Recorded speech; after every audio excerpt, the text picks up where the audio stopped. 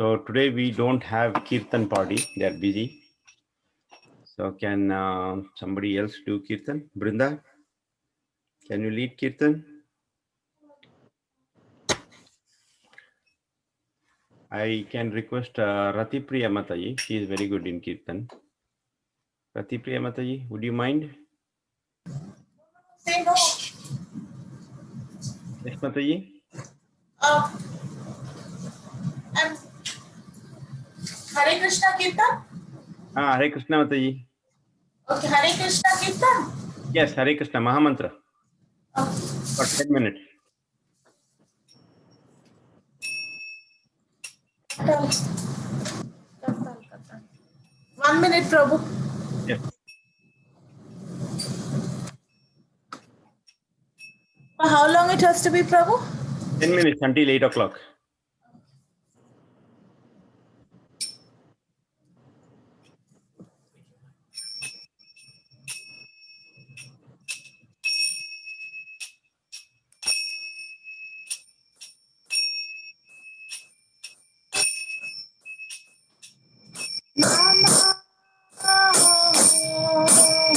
Vishnu Padaya Krishna Krishnaya Bhutale Srimati Bhakti Vedanta Swami Iti Namine Vishnu Padaya Krishna Prithaya Bhutale Srimate Bhakti Vedanta Swami Nami Namaste Saraswati Devi Gauravai Pracharine Shunyavadi Pashata Vishatarine Namaste Gauravai Pracharine Nirvishesha Shunyavadi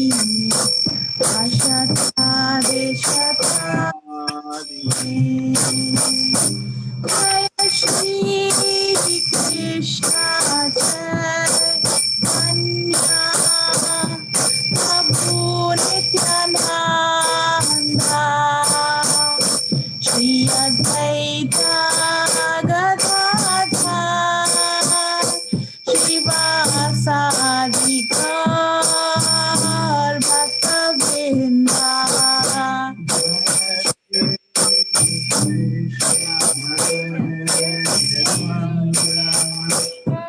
Prabhu Nityananda Shri Advaita Gadadhar Shivasadi Gaur Bhaktavinda Hare Krishna,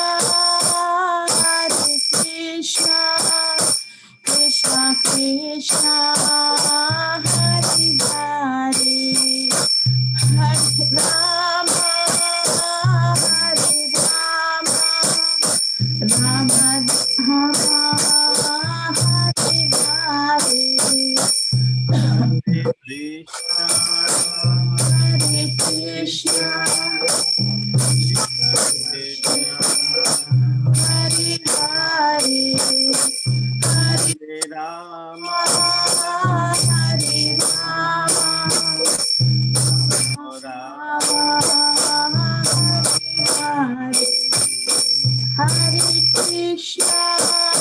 Hare Krishna, Krishna Krishna, Hare Hare, Hare Rama,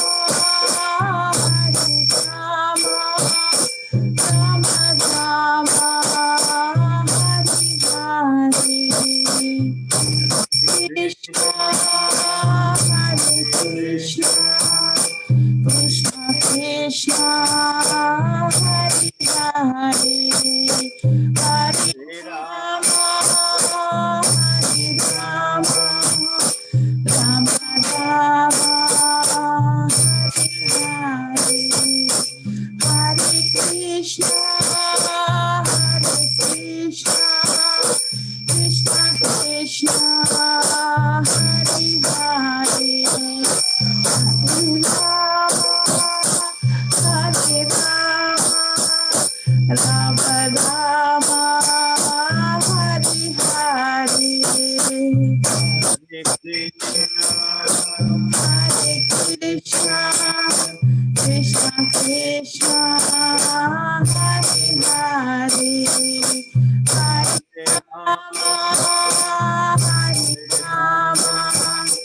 Rama Rama Hare Hare Hare Krishna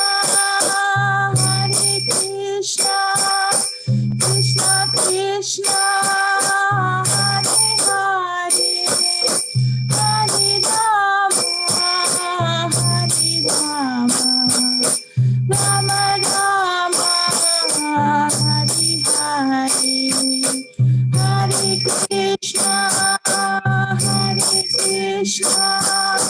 Krishna Krishna Hare Hare Hare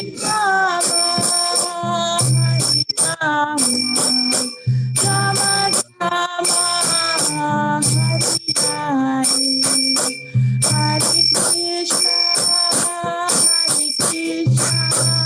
Krishna Krishna Hare Hare Hare Rama Rama Rama Hare Hare Hare Krishna, Hare Krishna, Krishna Krishna, Hare Hare Hare Rama Hare Rama Hare Hare Hare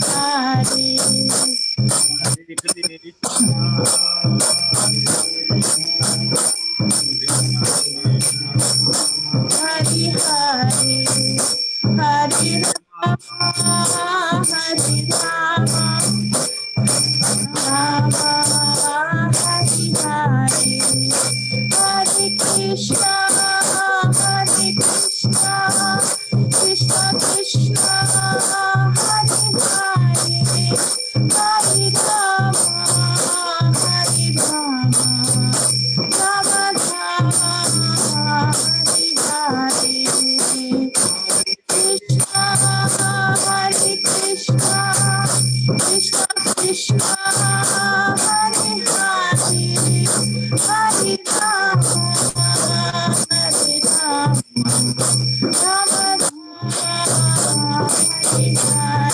Hare Hare Krishna Krishna Krishna Hare Hare Hare Rama Rama Rama Hare Hare Hare Krishna, Hare Krishna Krishna Krishna Hare Hare Hare Rama Rama Rama Hare Hare Jaya Radha Sharad Bihari Radha Sharad Bihari Radha Jaya Radha, Sharad Bihari Radha Sharad Bihari Radha Jaya Radhe Jaya Radhe Jaya Radhe Jaya Shri Radhe Jaya Radha, Jaya Radhe Jaya Radhe Jaya Jaya Prabhupada Jaya Jaya Prabhupada Jaya Jaya Prabhupada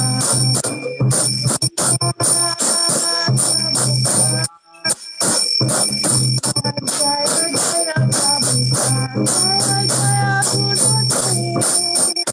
Gurudev Gurudev Jai Very good.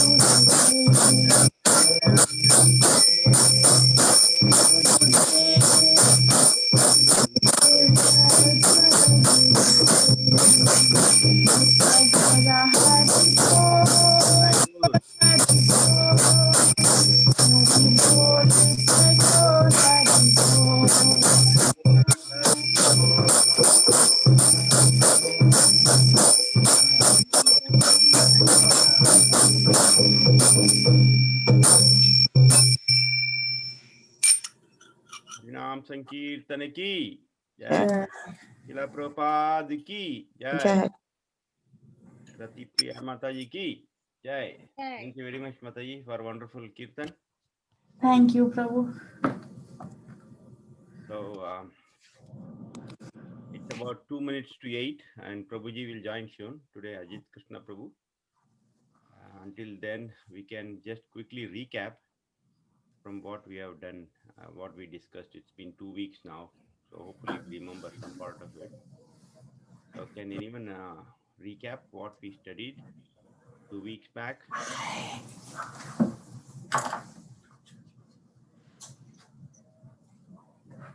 Or which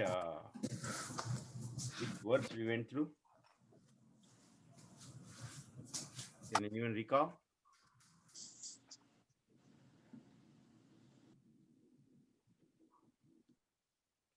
Ram Sham Prabhu, Saujanya Mataji. I know we did Karpanya dosha, right? I mean, one of that was. No, that was much before.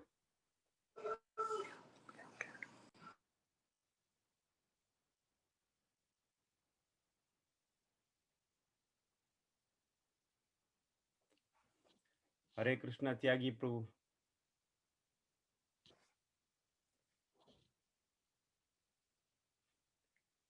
Thank you for joining. And today we have a special guest. Thank you, sir. Vrishabhanu Prabhu also joined the call. Thank you, Prabhu. Okay, sir. Thank you, Prabhu. So last time we had, which was our session number? What session was that? Session number 7, right? Or session number 8?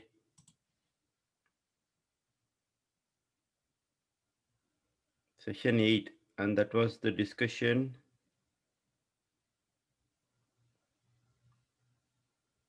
Hare Krishna, Prabhuji. We did the shlok verse 13, 14, and 15, Prabhuji. Very important shlokas. 13, 14, and 15. Yes, Prabhuji. That was on December 4th, right? Yeah, December 4th, and last week there was no class, so we are back again. I just wanted to confirm. Yes. Yes, we did those 3 verses. So can we And, quickly recap those before Prabhuji joins? Hare Krishna Prabhu, Dhanavad Kamal Guru Shri. Hare Krishna, Prabhuji. Prabhupada. We're just waiting for you.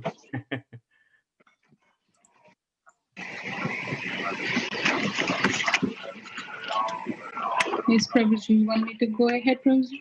Yeah. Yes. Go ahead, Mataji. Now we were trying to recap what we discussed 2 weeks back, because it's been 2 weeks and people, we all may tend to forget. Yes, Prabhuji. Prabhuji, last week we did 13th, 14th, and 15th. And then 13th was the very important verse. Mainly, that's like the realization how boyhood, from childhood to old age, and then how soul similarly passes from one body to another body. And then mainly here, the important is that Krishna is emphasizing on the nobody is permanent. Every body is going to change, which means the message is conveying to Arjuna is that don't be troubled by these changes. You need to be a dhira, because it's natural. It happens for everyone. And so truly, even if you kill, it's just the body that's going away, but not the soul. So if you realize this truth, you won't get disturbed by these thoughts, because only if you're attached to the body, then you're going to say, oh, this person is going to die, like that. So that was main point which Krishna wanted to emphasize on text 13. And because Arjun, the way he was lamenting is that I'm going to miss the presence and their association. But it is natural that everyone has to die, everyone will die, and they take a different body, but the soul is there. So that way, Arjuna gets little pacified. So Krishna was trying to that. He's helping Arjuna in such a way that this is the reflection of our attachment to the body. What is making you to say that we are attached? You're missing. You're saying that you're missing their presence or association. And then in the next verse, text 14, mainly he's saying like. We should learn to tolerate. So the summary is that it's nothing is permanent. Your happiness or distress, just like how seasons come and go, the winter, summer, even this happiness and disturbance, happiness and distress, these are like that. And mainly, if you learn to tolerate, then there will be happiness. There won't be distress. But the feeling, how you feel, the happiness, the emotions, and the association, these are all like byproducts of our sense attachment, just like how winter season come and go. And so again, Krishna is emphasizing that you should apply the Dhira approach, then you won't be disturbed. And the text 15 is mainly, he's giving, that is the reason for verse 13 and 14. Because one who is very steady, he's certainly ready for liberation. So now he's preparing Arjuna. So it's just one line in text 15. It says, the person who is not disturbed by this happiness and distress and who is steady is eligible for liberation. So the reason of 13 and 14 is because this is the result, which is text 15. So he's emphasizing that, only if you stay study, you won't be disturbed by this. And then you can never only be happy, and because it's not a permanent happiness, and because even it's not that you're always unhappy. Even distress is temporary, comes and goes, just like the seasons. So three important points: happiness and distress is not permanent. So just learn to tolerate it. Then only you'll ready for the liberation. So 13, 14, 15. That's how you summarized, Prabhuji. And also you told us a shloka at the end, Aradhita. I did not write the full shloka, but then the summary is that perform your duty, chant, follow 4 regulative principles with the sadhana bhakti. That is what is more important. When you're not worshipping Hari, then what is the use of all these austerities and the penances? So I forget the shloka, Prabhuji. I just wrote the 2 words. Sorry. Aradito yadi hari tapasa tatakim, na aradito yadi hari tapasa tatakim. There you go.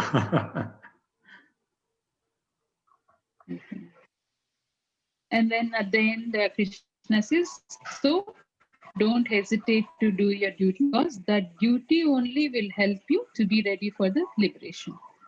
That's all I remember that we can learn, Prabhuji. Thank you, Prabhuji. Thank you, Mataji. That was a very comprehensive summary of what we've done 2 weeks ago. So if anybody else would like to add to that.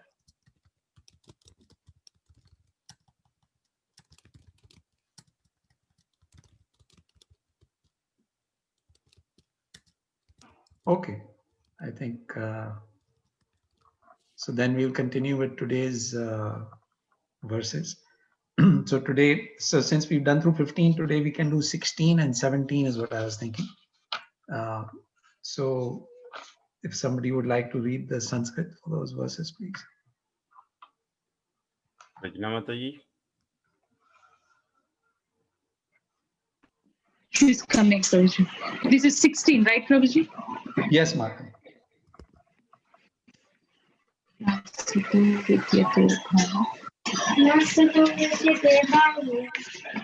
Nashato vidyate bhavo. Bhavo vidyate sata. Bhavo vidyate satam. Upayorapi drishtyo dhammatas. Upayorapi drishtorantas. Vyanayosthatvadarshitehi. Tattvadarshibhi.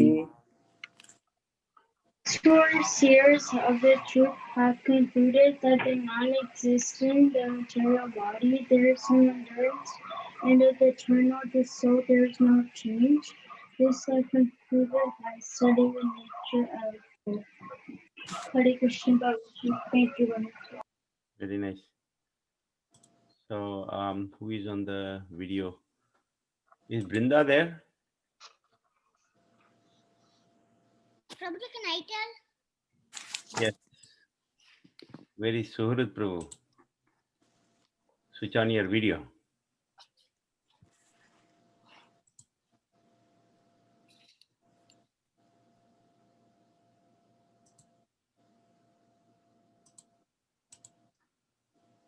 Avinashishtu tadvidhi yenas Avinashu Itu tadvidhi. tadvidhi.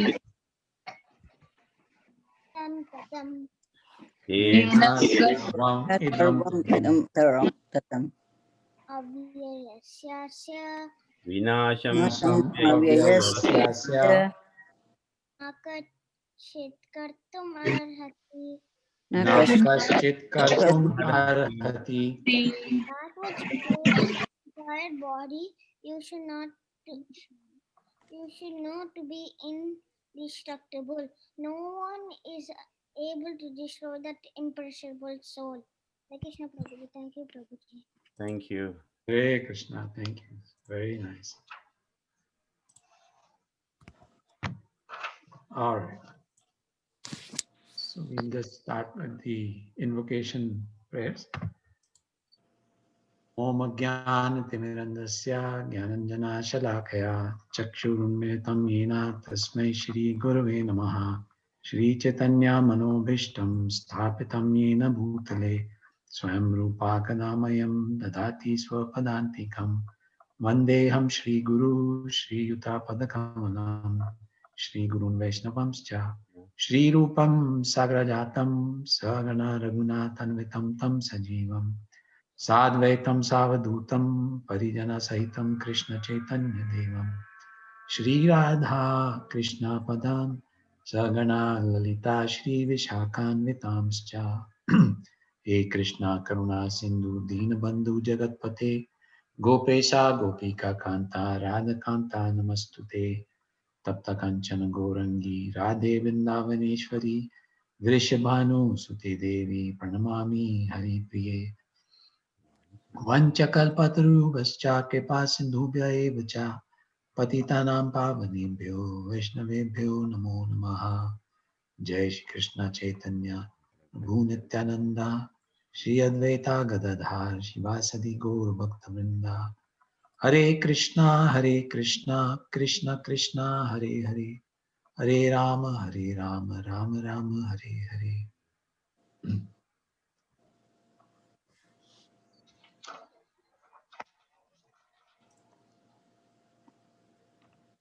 So 16 vidyate bhavo na bhavo vidyate sataha ubhayorapi drishtu antastva anyostatpadarshini. And then 17 avinashi tu tadvidhi yena sarvam idam tatam vinasham avyayasya na kaschit kartum arhati. So in 16 and 17 Krishna is now focusing on the nature of the soul. And so in 16, Krishna says, those who are seers of the truth have concluded that of the non-existent, which is the material body, there is no endurance, and of the eternal, the soul, there is no change. This they have concluded by studying the nature of both. And then, so here it's very important, Krishna is emphasizing that the material body is non-existent. So you might say, how is it that it's non-existent? After all, we have the body. How can we say that the body doesn't exist? Because we have a body, we are in the body is existing. What is meant here is that it's non-permanent. It is a temporary phenomena that the material body exists. It is temporary. It is not eternal. And that is why the distinction is made. There's a contrast given here, non-existent and existent. The non-existent refers to the material body because it is temporary. It's not eternal. It is not permanent. And then Krishna says of the eternal, the soul, there is no change. So he introduces the concept of the soul in greater detail here. And then in 17, Krishna further emphasizes to Arjuna that which pervades the entire body should not be indestructible. No one is able to destroy that imperishable soul. So in the context of this war, Arjun was thinking that he will be responsible for destroying his relatives, for killing them. And that's why Krishna is emphasizing here that no one is able to destroy that imperishable soul. He's saying actually the person Bhishma Dev or the person Dronacharya or the person Duryodhana or any of the Kauravas, the persons that you are concerned about, the safety of the persons that you are concerned about, those people are actually the imperishable soul. They are not the body. And the soul can never be destroyed. So that is the point that Krishna is making to Arjuna. And then very important characteristic of the soul is described here in 17, where Krishna says, Yena sarvam idam tatam. Yena sarvam. Sarvam means of through the entire body. Yena sarvam idam tatam. So tatam means it's pervading. It is throughout, it is present throughout the body. Yena idam tatam sarvam. So, sorry, yena sarvam idam tatam. So Krishna is saying that this soul is pervading the entire body. And then Prabhupada in the purport for this verse gives us lots of details about the nature of the soul. And there are many quotations that have been given from the different Purans, etc. about or from the Shvetashvatara Upanishad about what is the magnitude of the soul. But the key point here Krishna is making to Arjun is that the soul pervades the entire body. And so he says, it is indestructible.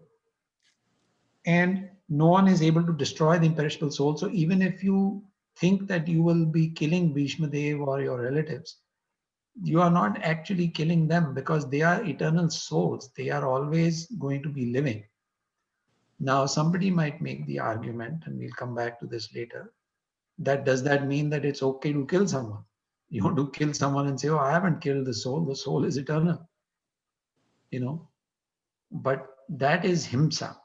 That is not recommended in the Shastra at all. Shastra says ahimsa.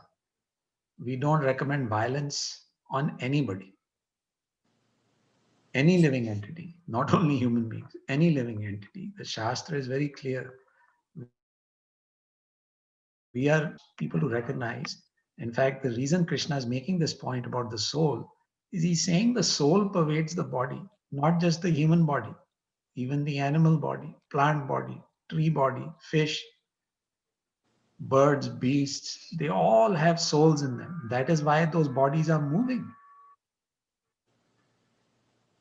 And so he's making the point about the existence of the soul. And further on, he talks more about the migration, the transmigration from one body to another. But violence is definitely not recommended. But why Krishna is encouraging Arjun to engage in this warfare is because what is more important, or the most important concept is whether there's violence involved or not involved. The most important concept is that one has to perform one's duty according to the principles of Shastra. What is one's duty according to the principles of Shastra? That should not be compromised. And so if there is, and Krishna is saying, if there is violence involved in that, then it is justified because it is according to principles of Shastra. Now, if somebody wants to go and commit violence on someone to steal their money, that is not recommended. That is not according to principles of Shastra. But this battle was being fought for the re-establishment of religious principles so that the kings, the leaders who would be established would be able to rule according to principles of religion and not according to their own desire for greatness and sense gratification. So that is why the violence was being recommended here. So going further into this verse, Prabhupada describes the nature of the soul. And he says, according to Shvetashvatara Upanishad, that the soul is very, very, very, very tiny. It's 1/10,000th part of the tip of a hair. So it is that tiny. And because it is so small, It cannot be seen. So in general, people do not uh, are not convinced of the presence of the soul in the body only because they cannot see it. It's very easy to say that you have eyes, ears, nose, whatever, because you can see it. What you can see is easy to believe. What you cannot see is difficult to believe. But then this verse gives us a very important clue about the soul, where Krishna says, Yena sarvam idam tattva. It pervades the entire body. That is the clue he's giving. In other words, this is the power source for the body. After all, when a person dies, the body is still there. And there's no amount of material arrangement that can bring the person back to life. So clearly, something has gone out of the body. And that something is the soul. And Prabhupada very in detail explains that modern science says that the power that the heart in the body is what is powering the body. As long as the heart is functioning, the body is alive. Because the heart is pumping blood, there are red blood corpuscles, and those pick up oxygen from different from the lungs or whatever. I'm not a scientist, but anyway, basic understanding. They pick up oxygen and supply it to the rest of the body, and that's how the power is coming. But where is so if the power to the body is coming from oxygen, that is understandable. But where is the original power for the red blood cells coming, which are traveling inside this body and doing this work with oxygen and all that kind of thing? If you trace back one step, step by step, eventually Prabhupada says the power source is the soul. And because the soul exists in the body is alive. So that is Yena Sarvam Idam Tattva. And so that cannot be destroyed. Now, why is this all of this discussion relevant for us? It's because, of course, we need to understand that the soul is the real living entity and not the person, because the body eventually perishes. But further than that, what happens is that human society, most human beings, we can be classified into three kinds of existences. One is on the material bodily plane of existence. Second is on the mental or psychological plane of existence. And third is on the spiritual plane of existence. So there are three types of characteristics or three types of people depending on their existence type. So once again, bodily concept existence, mental concept existence or psychological existence, and spiritual existence. And obviously, the difference is quite clear. There are some people who are only concerned about the comfort and discomfort pertaining to the body. Most of us are. You see, if there are certain conditions that are uncomfortable for the body, we do so many things to try and make the situation comfortable. That is okay. But provided our goal is to make the body comfortable and strong for a higher purpose, and that higher purpose is to be is to pursue spiritual advancement. So first level is people who are only living on the material concept or the bodily concept. They are only concerned about body and its relations. And that's why Krishna is bringing it up here, because he's saying, Arjun, you are getting so attached to bodily relationships. They have nothing to do, and to the extent that you are ignoring your spiritual duty. That's why Krishna is instructing Arjun that he needs to change his approach. So material approach means only focusing on the body, comfort of the body, and products or byproducts of the body, like relatives and so on and so forth. Then the second level is the those who are on the mental or psychological platform. So they think their approach becomes, like that of mundane philosophers. They are not, they are willing to sacrifice certain things related to bodily comfort for the higher cause of uh, psychological or mental speculation. So sometimes yogis, etc., can also be put into that category. They undergo austerities, but they depend on the power of the mind and the brain. Depending on the power of the mind and the brain. And we know from Bhagavad Gita that the mind and intelligence, they are also part of our material body. They're just the subtle parts of our material body, but they're part of our material body. Gross material body is hands, legs, eyes, ears, nose that we can see.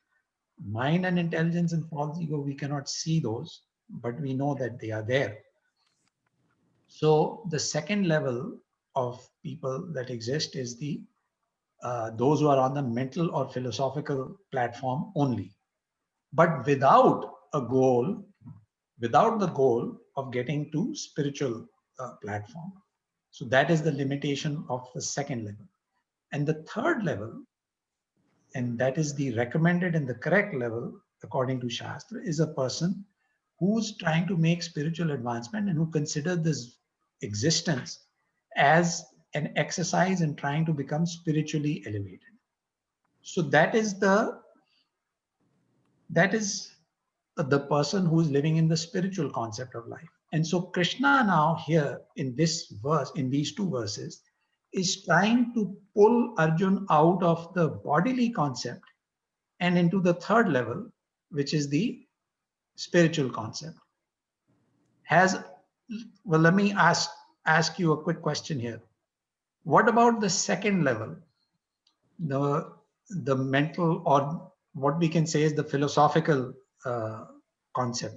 Was Arjun in the philosophical concept at all during these verses that we have read? He was not in that mood.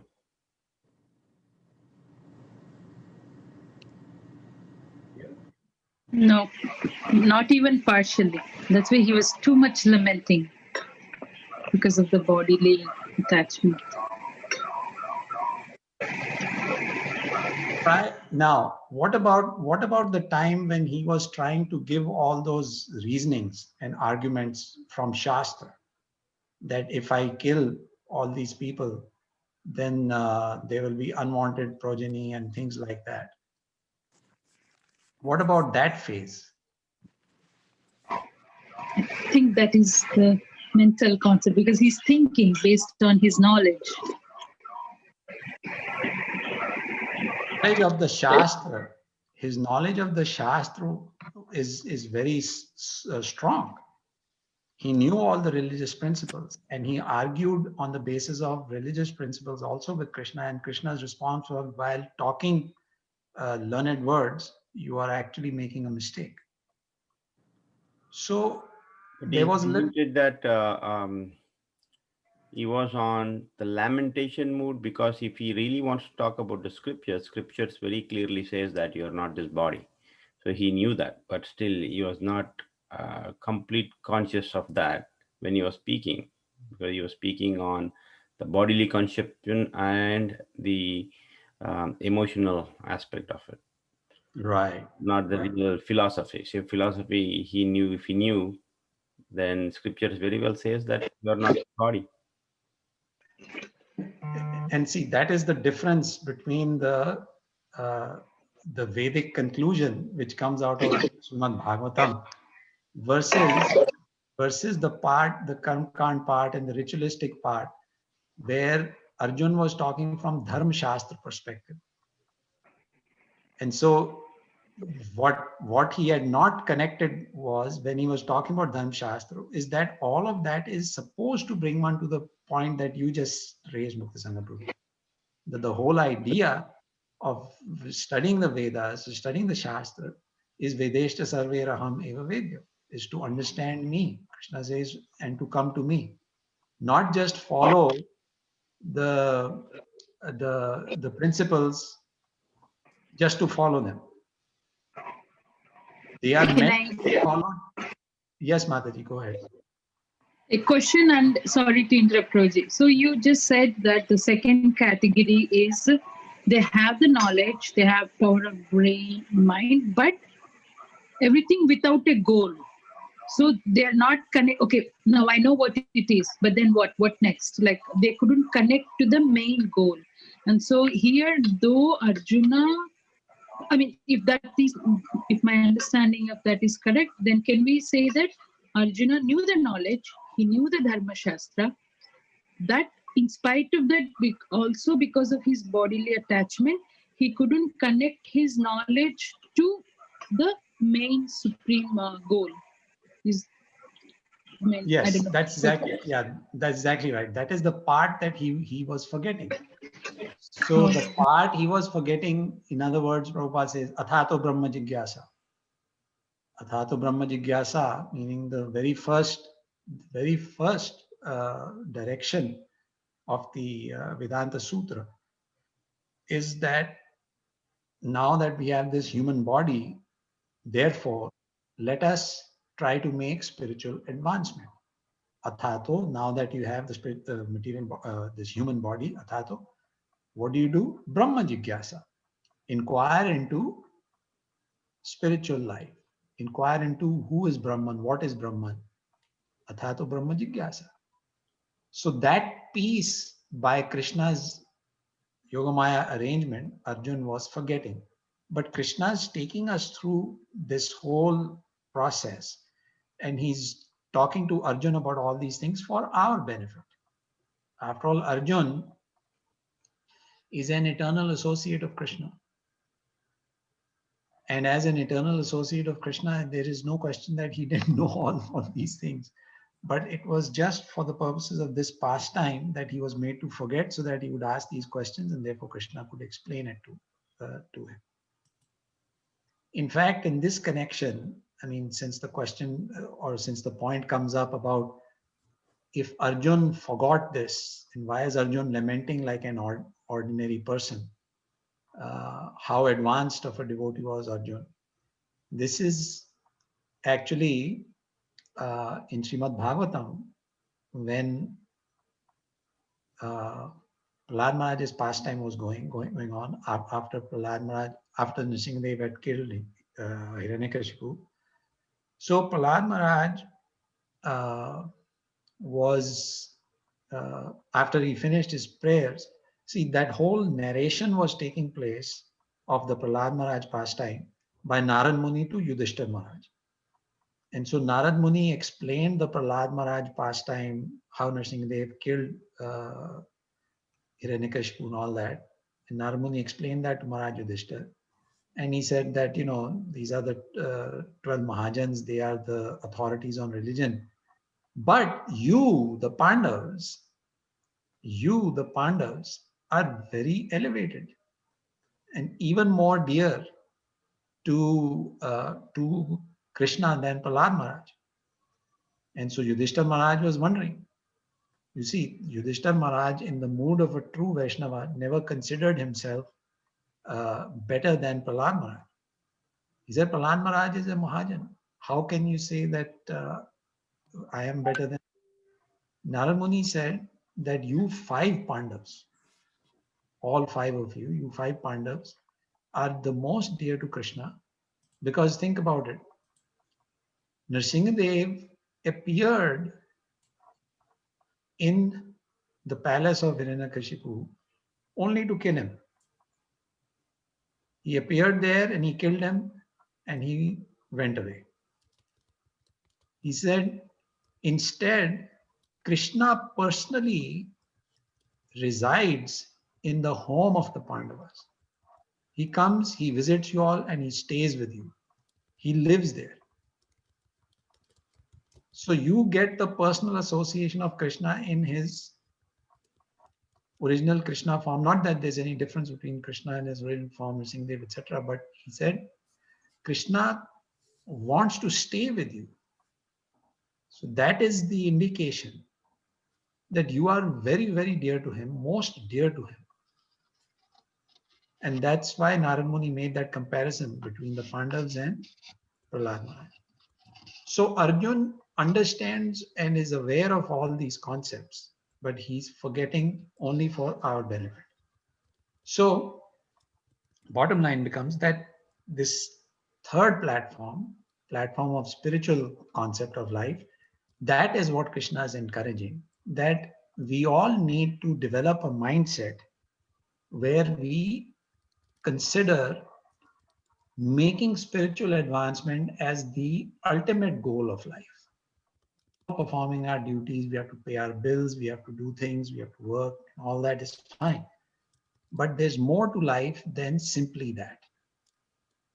Those are tasks, but the objective of performing those tasks is to make spiritual advancement, is to serve Krishna, is to, after all, whatever resources we have at our disposal, they are all given to us by Krishna. They actually belong to Him.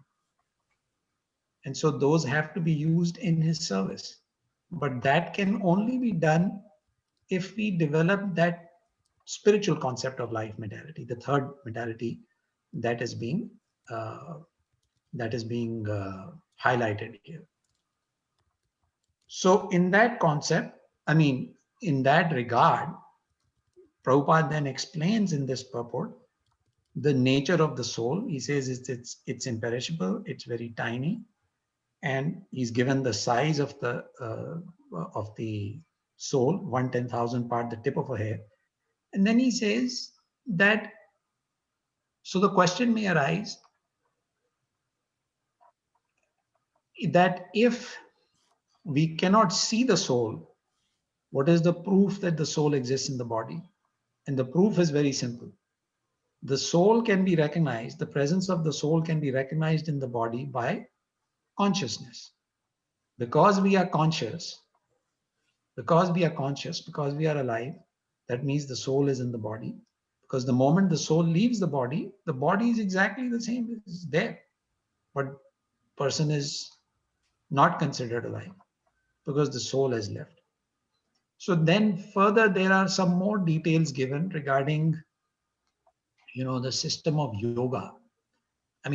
Everybody's like, yoga is a very popular concept, especially in the West. People think it's basically for health improvement. Of course, it improves your health, but it is meant more for spiritual understanding, spiritual advancement. And so, in the concept of, or in the context of the soul residing in the body, the question becomes, okay, where in the body did the soul reside? So regarding where, Prabhupada described, the Shastra says the soul resides in the heart. Now, then again, the question comes, okay, if somebody has a heart transplant, then what happens? Does his soul, does he get a transplanted soul? No, that's not the thing. The heart, the material organ, the heart can be transplanted from one body to another. But when we say that the soul resides on the heart, all that means is that the heart is the seat.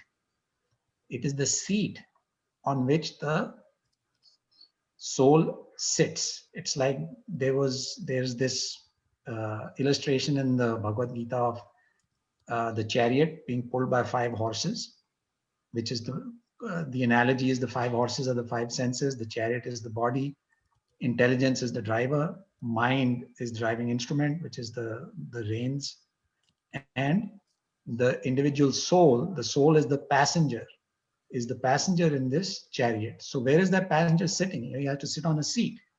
Where is that seat? That seat is the heart. Now, further, the Shastra explains that actually the soul is surrounded by 5 kinds of air. And those 5 kinds of airs, those are written here in the purport, Pranvayu, Apanvayu, Udanvayu, etc. And so many times you see the yogis who are doing pranayam and other exercises, they are trying to control these 5 airs because these airs are material. And so they engulf the soul in this material atmosphere. So one way of making spiritual advancement is by cleansing the air and making it spiritualized. That's what the yogis try to do. The other way, which is what we are doing, which Krishna is recommending here, what we are trying to do, is through the process of bhakti yoga. By engaging your body, instead of stopping and focusing on those 5 airs, if we focus on action and dovetail those actions, perform those actions in the service of Krishna, then that also purifies our consciousness. And it elevates our existence from material concept to mental concept to the highest, which is the spiritual concept. So that is the whole idea. That is the kind of elevation that is recommended. And so that's why here Krishna is giving so much of emphasis on the nature of the soul. He's describing the nature of the soul. And he's saying, Arjun, focus on the fact that you are not the body, you are the imperishable soul. You can get another body. You can get another body in this material world or in the spiritual world. So why not attempt to get a spiritual body? Why not attempt to come out of this cycle of birth and death and instead focus on making spiritual advancement and going to the spiritual world? So those are some of the key concepts here in these 2 verses. I think I'll stop here. Let's open it up for questions and comments because these are a lot of concepts. So I'm sure people have questions.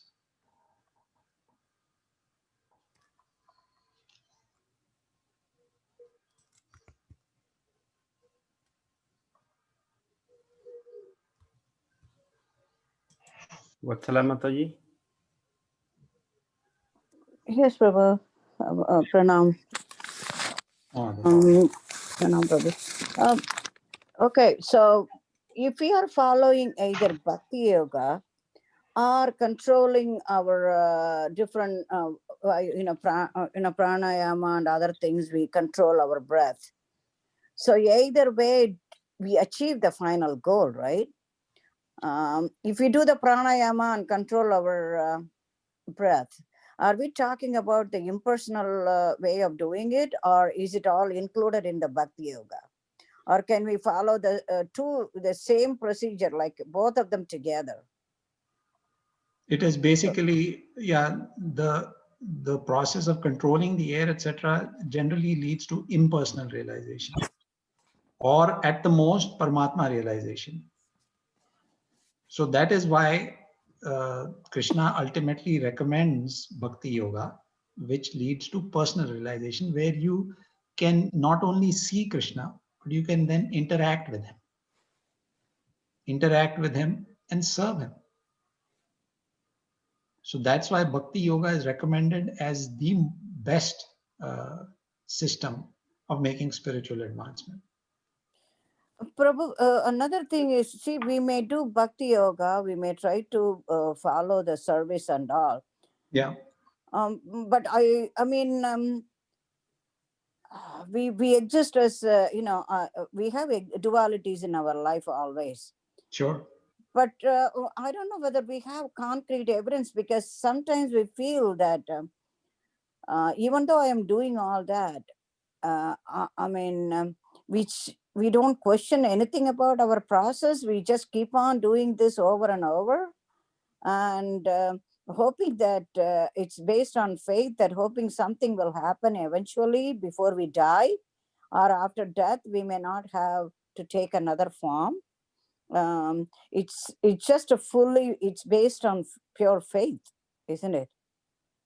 Definitely, Malati. Faith is the foundational principle, because as our Goswamis say, Ado Shraddha, Tada Sadhu Sangha. So first step is Shraddha.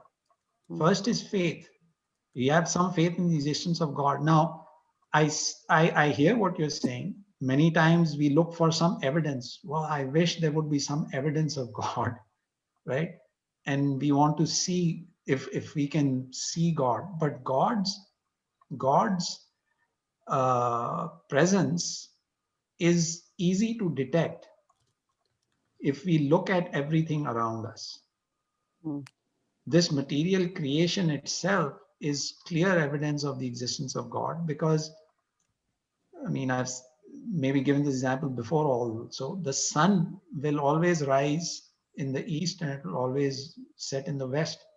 And you can, I mean, astronomy, not even astrologers, the scientists, astronomers, you go on the internet, they've listed the sunrise and sunset day, moonrise and moonset time. I mean, sunrise and sunset time, moonrise and moonset time by the day for the next 365 days of the year. And that is exactly the time the sun will rise, exactly time sun will set. So there is definitely one perfect system that is going on in the background. Or if you look at our human body, it is so complicated. Now, I know Tyaguji is a physician here. Others maybe too. I don't know, but he can vouch for it. Human body is very complex. Even though science understands many things, they don't understand everything. It's very complex. Right. Imagine somebody, but nothing is happening by chance. Mm-hmm. We don't fully understand it. So if you take a step back, you say, well, you know, whoever's made this has made it in an amazing way. So proof of God is there. Just because we cannot personally interact with him or see him with our current material senses, sometimes it gives us little doubt, makes us little doubtful. But that is the part that Krishna wants us to overcome. Mm. He says, overcome that and engage in devotional service. And that will bring you out of the cycle of birth and death.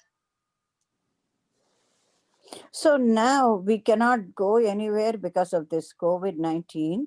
So how do we perform? We do our devotional service at home or helping somebody to take care of snow shoveling or something practical thing that I'm talking about. I mean, devotional service is only meant for God, right, Krishna?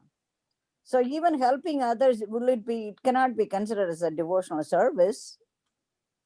Well, I mean, helping others can also be considered in the mood of devotional service, depending on how you do it. Mm. And what I mean by that is, if you decide to help your neighbor with snow shoveling because it's snowing there and you got a snowstorm, if you do it with the mentality, okay, if I help my neighbor today, then I get something in return from them. That's one calculation.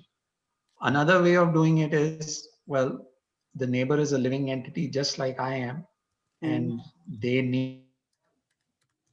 need help. Let me help them from the mentality of one living entity is another living entity's brother or sister, whichever way you want to look at it. Mm. And so I am helping another child of Krishna in this way. Although the greatest help that we can give ourselves and anybody else is by doing what Krishna says, telling them about Krishna. Mm. Everybody is looking for happiness, and they can only find true happiness through serving Krishna.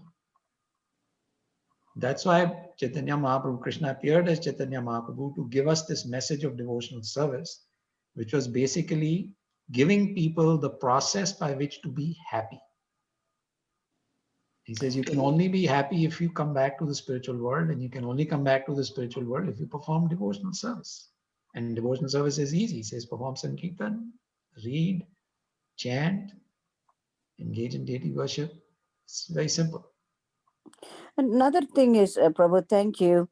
I mean, along the same line, we do respect elders because they may not be Krishna conscious. They are of a different religion or faith.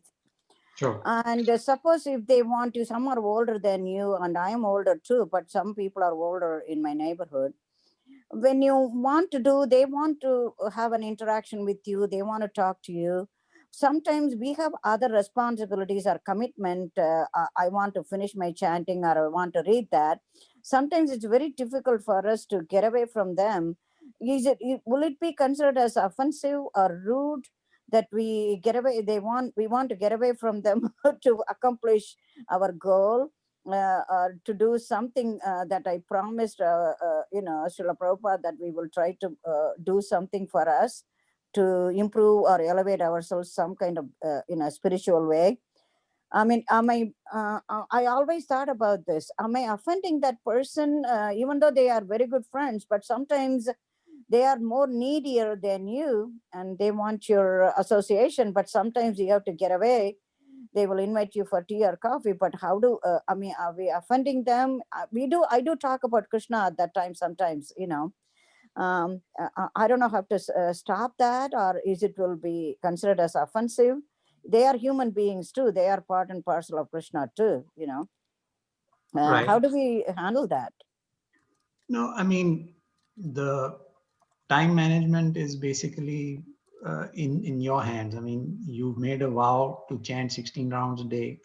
So naturally, you got to do that. And if you have to cut short a visit or do something like that, depending on, of course, what is the need. I mean, if they need you there for something important, I mean, then you make the time for it. But if it is simply for small social chit chat and your rounds are not being completed, then I think it's better to do your rounds. Mhm. But you're not offending them. I mean, you're not offending them. Yeah, we have to interact in our society, in our Yes, neighborhood. of course. We need to help others, when they are stuck with something. They are older than you, they have been Sure. here. I think we are compassionate being. As a human being, we want to help others too. Just like when you do your work and sometimes you are stuck, we wish we had someone to help us out. So Sure. same way that person may feel the same way. I mean, even though we have sons or daughters living around somewhere, but we cannot see them at this point, in this weather and things. Sometimes they are more needier than that, but sometimes we are having a lot of difficulty how to just politely avoid the situation, or even though I might have mentioned it several times, I have taken something and it is my responsibility to do something. Sometimes they seem to forget that. I don't know whether it is the right way to handle or not. Thank you. It's very important to help people if there is a need. I mean, for sure. So that's a good thing to do, Mataji. Yeah, thank you, Prabhu. You're welcome. I appreciate that. Thank you so much. You're welcome, Mataji. Hare Thank you, Krishna. Prabhu. Hare Krishna. I have a question that I think I missed something here. You mentioned that um, if soul resides in the heart, and when there is a transplant, the heart transplant, then something you said, Prabhuji, that just because the heart is placed from one person to other person, the conscious remains the same. I didn't get that part, Prabhuji. That you were saying. Oh, sorry, I didn't clarify. So, yeah, the heart is the seat for the soul. And my point was that then what happens if somebody gets a heart transplant? Does the soul also get transplanted? And what I should have clarified was, no, the soul doesn't get transplanted. It's like the heart is like a chair. So the soul just gets up from the chair is replaced, and then he sits back on the new chair. That's all. So another thing is soul is indivisible, right? Or did that make sense, Pragya Mataji? Sorry. No, Prabhuji. Oh, let me. So the heart is just the seat. It's like a chair that you're sitting on. So suppose the chair you're sitting on is uncomfortable, you want to change it. So you just get up from the chair, somebody puts another chair, you sit down on the other chair, right? So the heart, the physical heart, that's only the seat. It's only a seat for the soul, but the soul resides in the body. It belongs to that body. It doesn't get transplanted to a different body. Oh, it's seated in the heart, but it is in the body. So if Yeah, because the heart is in the body. If the heart is taken to a different body, still the soul is in the original body, actually. Correct.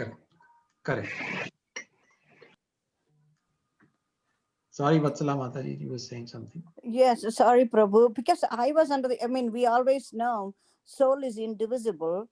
I mean, only at the time of death, when the consciousness is transferred to another body, then it moves along with another body. Till then, the heart is just a structure, right? Anatomical thing. So whether you get it a kidney transplant or heart transplant or any transplant, I don't think the soul cannot be transferred to another body, because it is indivisible and it cannot be burnt. I mean, it cannot just go till your life is really ending at that time. Then you take another body, then the consciousness goes along with that, right? But right now, I think when you are transplanting, I don't think the soul will be able to get away from that. We are not dying anyway. Right. Okay. All right. Thank you. That's what I thought. Because of the pleasure and pain, the consciousness is felt throughout the body, right? Even though the soul is measured in a very, very intricate or minute part, 1/10,000 of the tip of a hair, the consciousness is the one that we are feeling it. Because of the existence of consciousness, we feel that the soul must be there, right? That's exactly right. And on that point, let me just expand a little bit. That gives you an idea for how powerful the soul is. How powerful the soul is. It is so tiny, 1/10,000 part the tip of a hair, that there is no scientific instrument invented till today that can measure or that can detect the soul. We can detect atoms, we can detect protons, neutrons inside the atom, but this is even smaller than the atom, neutron, and proton, and all that. So they haven't come up with a device to measure it. But the soul is so powerful that despite being so small, it can sense exactly what is going on in the entire body. Okay. But the soul only has consciousness of our one body. Okay. Our soul can only feel what we are feeling. Somebody else's soul feels what somebody else is feeling. But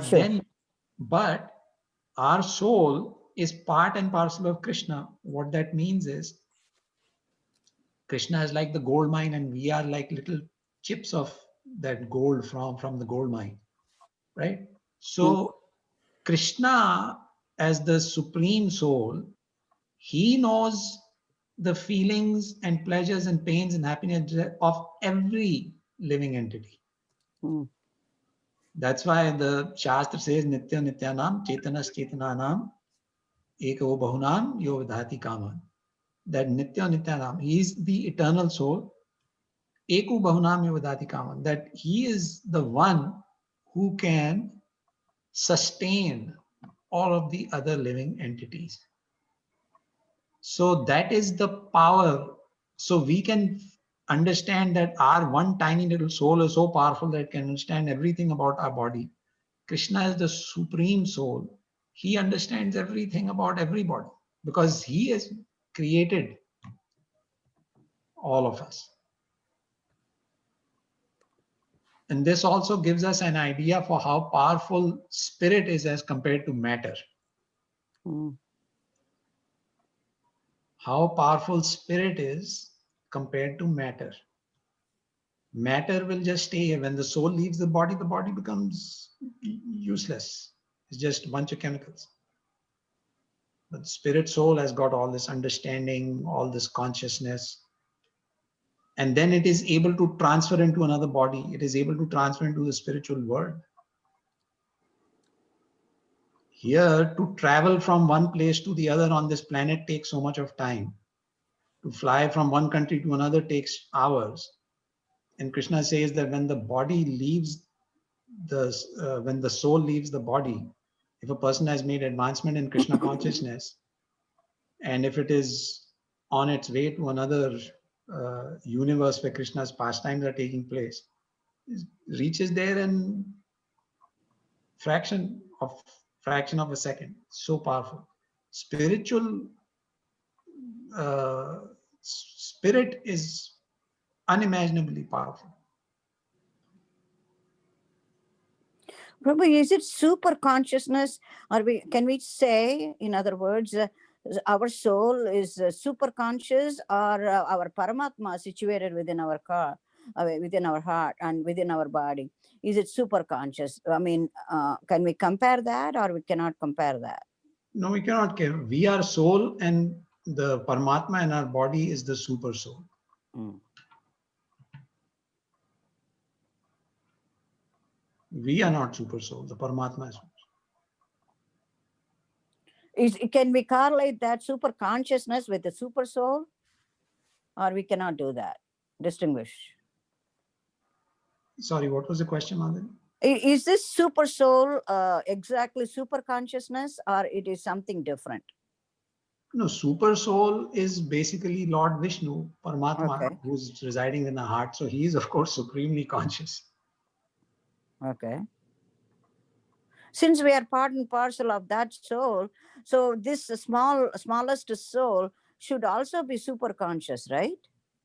Well, you cannot call it super conscious because Nitya Nityanam Chetanas Chetananam. This only the Paramatma has understanding of every body.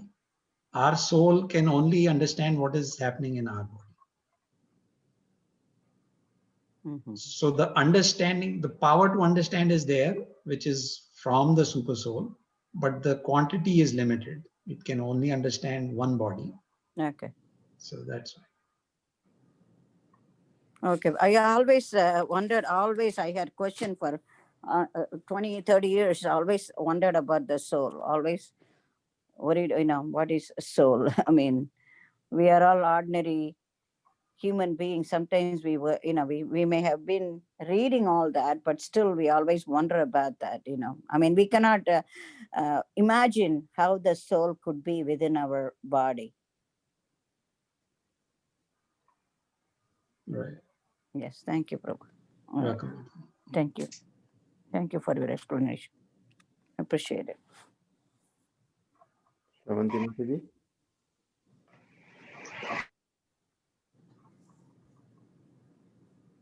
My son Suhrud has a question, Prabhuji.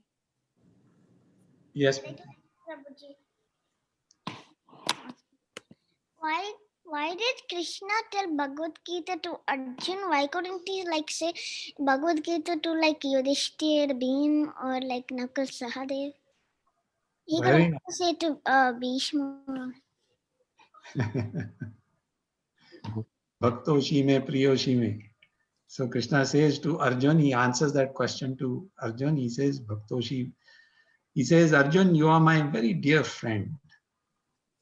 So just like you have friends and maybe you have a best friend, so you share all your secrets with your best friend, right? So same way, Arjun is Krishna's best friend. And now on the battlefield, even though Krishna is very fond of Bhishma Dev, of course, but Yudhishthir Maharaj and Nakul Sahadev and Bhim, and he likes them very much. But Arjun was actually amongst the Pandavas, he was the most powerful Dhanurdhar, archer. So he was the chosen one to fight and win the battle for Yudhishthir Maharaj. Maharaj was the eldest brother, and Arjun was the most expert in fighting. So because he was expert in fighting and he was a very dear devotee of Krishna, Krishna said, I will explain Bhagavad Gita to you, because if Arjun didn't fight, then the battle wouldn't be won. Very good question. Does that answer your question? Yes, Prabhuji. Thank you, Prabhuji. You're very welcome. That's a very nice question. Thank you. Prabhuji, I have a question from the purport, Prabhuji. From the end of the second paragraph for 2.17, the influence of the atomic soul, it begins with. Yes, ma'am. So in that, I kind of understood half of it, but I don't know, probably maybe if you can make it easy, simple words.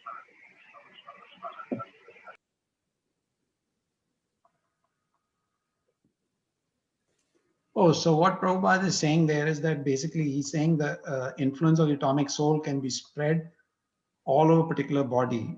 And then he says that it is situated in the heart, just like we were discussing. And then Prabhupada makes a connection to modern science, where he says that, science also acknowledges that the heart is the key organ in the body. If the heart stops, the body stops. And he says, but the scientists, they say that the heart is pumping blood, and these red corpuscles that he's mentioning here, he said the red corpuscles, they carry oxygen from the lungs to the rest of the body and they give body energy. But where are the red corpuscles getting their energy from? He says that is coming from the soul. So that is the point that's being made in that paragraph. Thank you, Prabhuji. So source of this energy, which whatever the scientist, medical science is saying, they are thinking the heart is the source, but they don't know what is the source of that heart. Correct. That's it. Correct. Thank you, Prabhuji. Thank you, Prabhuji. Internal power source for the body is the soul. Prabhuji, Hare Krishna, Prabhuji. I have a Hare- question. Yes. You had mentioned about humans are of three kinds, Prabhuji. So how will we know, like, I mean, I don't mean to say like, how will we know?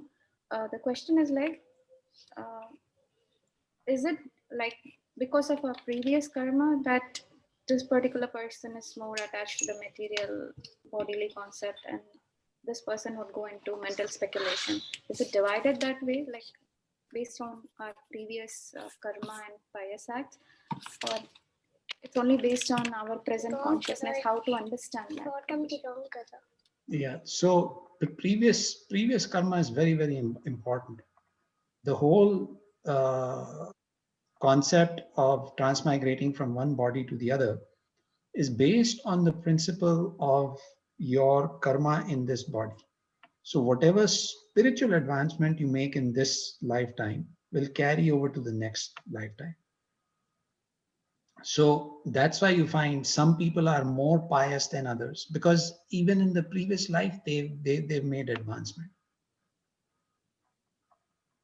Some people you may find in the same family, you have, let's say you have 5 siblings, 2, 3, 4, 5 siblings. Each one's spiritual consciousness is a little different because it depends on how much progress they had made in their previous lives.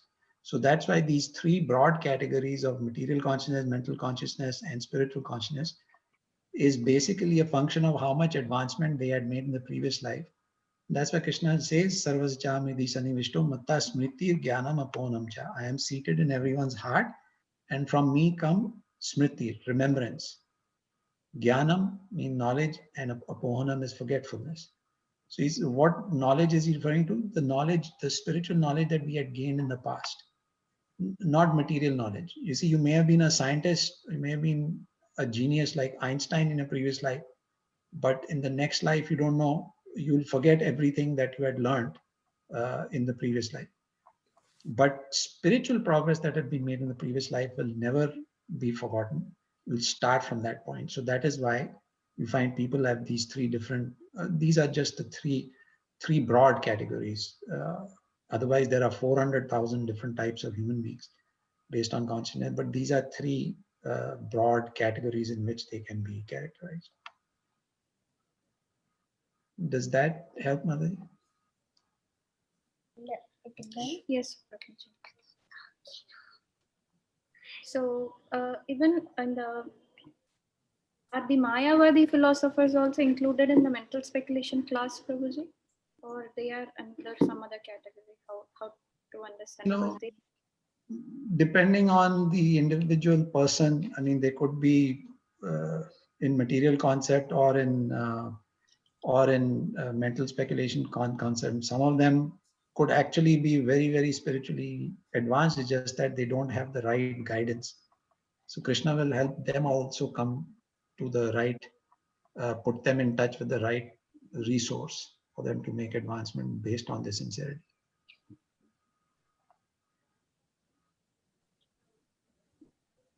Thank you, Prabhuji.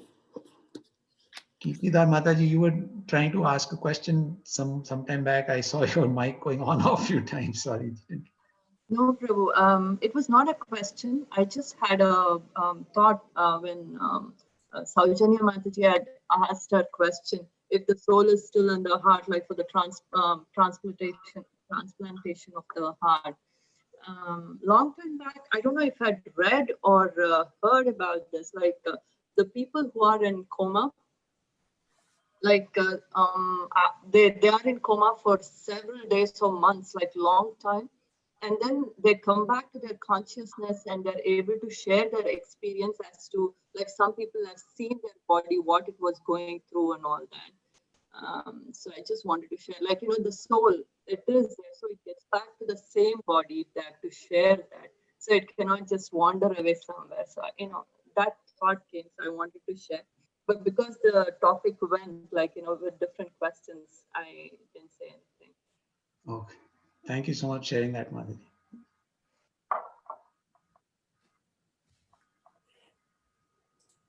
I think we are good.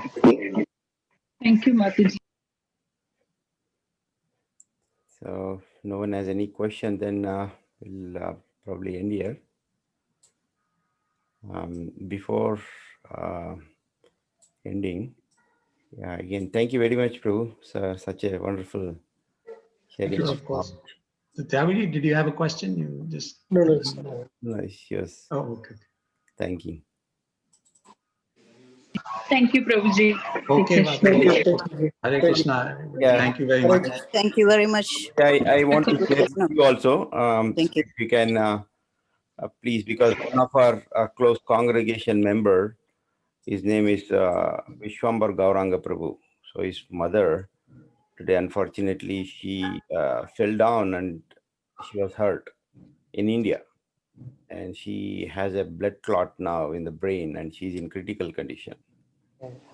Okay, she's in ICU under ventilation. So please pray for her recovery. So we need, he requested every one of us to pray.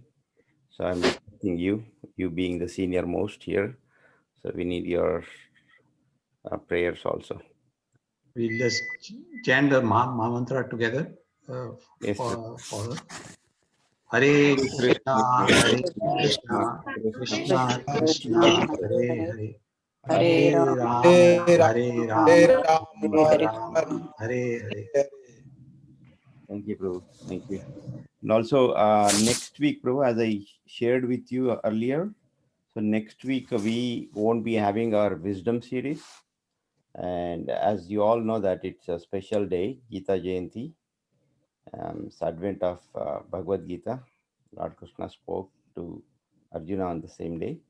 So as always, we do this every year. So we do narration and we recite slokas and then read translation from Srila Prabhupada's book. So for all the chapters, 18 chapters. So we'll be having that on the same time next Friday, 25th. Starts at 6 p.m. and hopefully we'll end by 9 p.m. because it'll take some time for both Sanskrit and English. So we will be having that session, Prabhu, instead of our wisdom series. So as I already told you. Yes. And thank you very much. And one more thing, that on the same day, Friday, which is a holiday, actually, everybody is off. Morning, there will be a special program by kids. It's part of Pavaganda Pravachan, but it's a special program. Normally, we have programs on Sundays, but this time, because it's Friday, it's a special day. Some kids wanted to preach. So it's a good platform, this Pavaganda Pravachan. So it will be a special program on Friday morning at 10 a.m. So please join along with your kids, 10 a.m. to 11 a.m. As it is a holiday. So I guess you all have time to join and encourage them. Okay, so whoever has not enrolled or who have not given names for reciting slokas in the evening, please do so. Already 10 chapters have taken up. So we have left with only 8 more chapters. If somebody wants to give their names to recite, so please let me know. You or your friend, it could be anybody, not just this group. Anybody can join. Okay, so anybody can recite. Did you post in the group? Or? Yes, I already posted this in the group. About Gita, right? Book reading. About giving the name. Yeah. Okay. Maybe I didn't see my messages. Sorry, Prabhuji. Yes. I'll respond. Yes. Okay. So thank you very much, Ajit Krishna Prabhu. Okay. And Tiago Prabhu, thank you very much for joining. Thanks everyone. Hare Krishna. Hare Krishna. Thank you very much, Prabhu. Hare Thank you very much. Hare Krishna. Be safe. Thanks. See you next week. Prabhupada ki Jai. jai. Thank you. Thank you so much, Prabhuji. Hare Krishna. Hare Krishna.